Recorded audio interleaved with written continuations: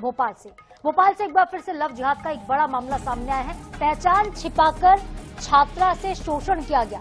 आसिफ रजा बन गया आशीष पांडे और 1.5 साल तक पीड़िता से संबंध में रहा। युवती गर्भवती हुई तब आरोपी ने गर्भपात करने का दबाव बनाया और धर्म परिवर्तन के लिए पीड़िता पर दबाव डाला, उसे धमकी दी। आरोपी के 2 दोस्तों ने भी पीड़िता को मानसिक रूप से परेशान किया है।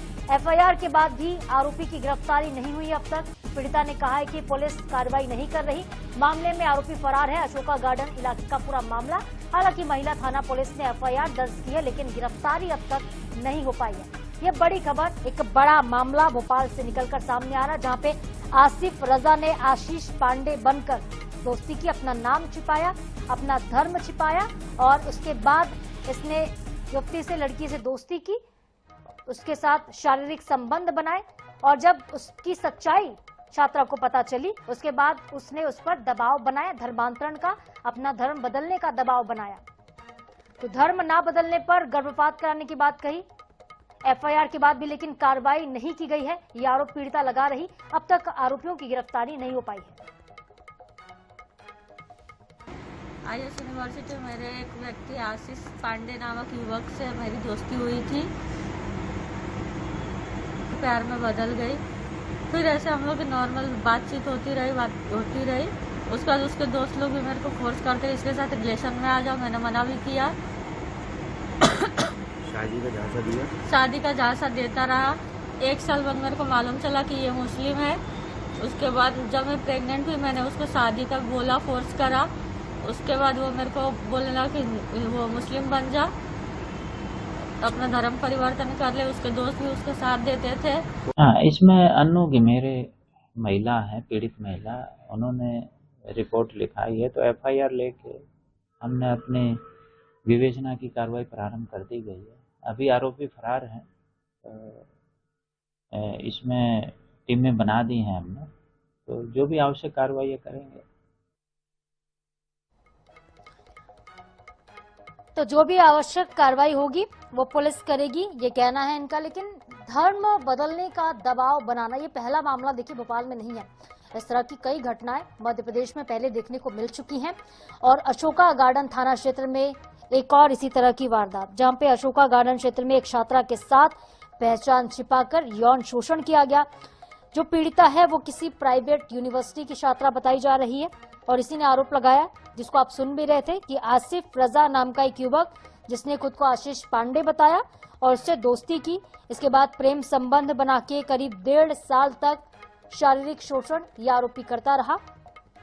पीड़िता के मुताबिक युवक ने 2 अन्य दोस्तों के साथ मिलकर उसे मानसिक रूप से प्रताड़ित भी किया है और जब वो प्रेग्नेंट हुई तब आरोपियों ने उस पर अबॉर्शन करने का दबाव बनाया और मना करने पर युवक ने अपनी असली पहचान उजागर की। इसके बाद वो कह रहा था कि आप भी धर्म बदल लो, धर्म परिवर्तन कर लो, नहीं तो गर्भपात कराना पड़ेगा।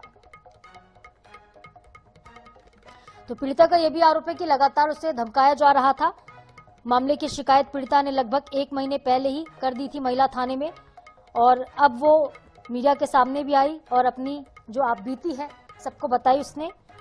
अब तक किसी भी आरोपी की गिरफ्तारी नहीं हो पाई है, ये भी जानकारी मिल पा रही है। हालांकि पुलिस कह रही है कि हम आरोपियों की तलाश कर रहे हैं, जो भी आवश्यक कार्रवाई होगी हमारी तरफ से की जाएगी। तो पहचान छिपाकर शारीरिक शोषण करने का ये पूरा मामला है। लव जिहाद की एक और घटना राजधानी भोपाल में देखने को मिली। एक और छात्रा लव जिहाद की शिकार हो गई। नाम छुपाकर, पहचान छुपाकर छात्रा को झांसे में लेकर इस लड़के ने उससे दोस्ती की, उसके साथ शारीरिक संबंध बनाए। वो उसके साथ करीब 1.5 साल तक रिलेशन में रहा, लेकिन अपनी पहचान छिपाता रहा। हमारे साथ संवाददाता गौरव गुप्ता ज्यादा अपडेट के साथ सीधे भोपाल से लाइव जुड़ गए हैं। गौरव, एक और सनसनीखेज घटना लव जिहाद की, जहां पे छात्रा को झांसे में लिया गया, नाम छुपाकर, पहचान छुपाकर उसके साथ शारीरिक संबंध बनाए और जब सब कुछ उजागर हो गया तब वो धर्मांतरण का दबाव बनाने लगा, धर्म परिवर्तन करने की बातें कहने लगा। लेकिन गंभीर आरोप गौरव पुलिस पर है।